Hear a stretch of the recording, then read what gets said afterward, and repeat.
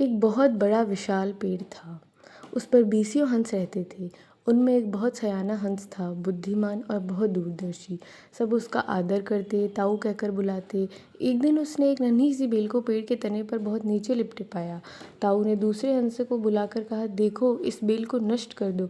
एक दिन यह बेल हम सबको मौत के मुंह में ले जाएगी।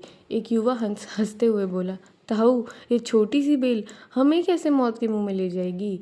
सयाने हंस ने समझाया, आज ये तुम्हें छोटी सी लग रही है, धीरे धीरे ये पेड़ के सारे तने को लपेटा मारकर ऊपर तक आ जाएगी। फिर बेल का तना मोटा होने लगेगा और पेड़ से चिपक जाएगा। तब नीचे से ऊपर तक पेड़ पर चढ़ने के लिए सीढ़ी बन जाएगी। कोई भी शिकारी सीढ़ी के सहारे चढ़कर हम तक पहुंच जाएगा और हम मारे जाएंगे।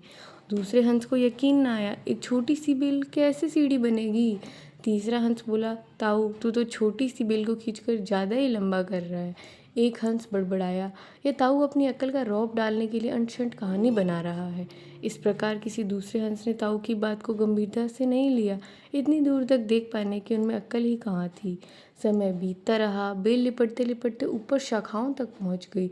बेल का तना मोटा होना शुरू हुआ और सचमुच ही पेड़ के तने पर सीढ़ी बन गई, जिस पर आसानी से चढ़ा जा सकता था। सबको ताऊ की बात की सच्चाई सामने नजर आने लगी, पर अब कुछ नहीं किया जा सकता था, क्योंकि बेल इतनी मजबूत हो गई थी कि उसे नष्ट करना हंसों के बस की बात ही नहीं थी।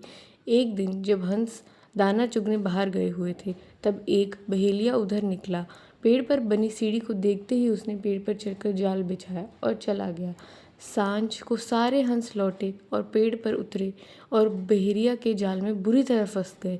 जब वे जाल में फंस गए और फड़फड़ाने लगे, तब उन्हें ताऊ की बुद्धिमानी और दूरदर्शिता का पता लगा।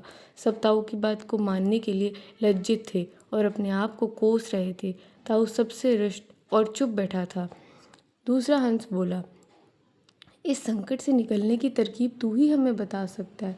आगे हम तेरी कोई बात नहीं टालेंगे। सभी हंसों को हामी भरी।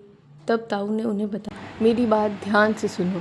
सुबह जब बहेलिया आएगा, तब मुर्दा होने का नाटक करना।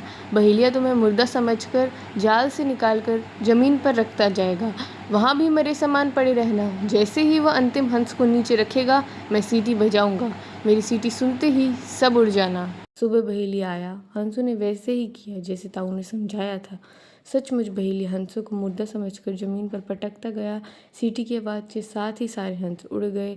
बहेलिया अवाक होकर देखता रह गया। सीख, बुद्धिमान की सलाह गंभीरता से लेनी चाहिए।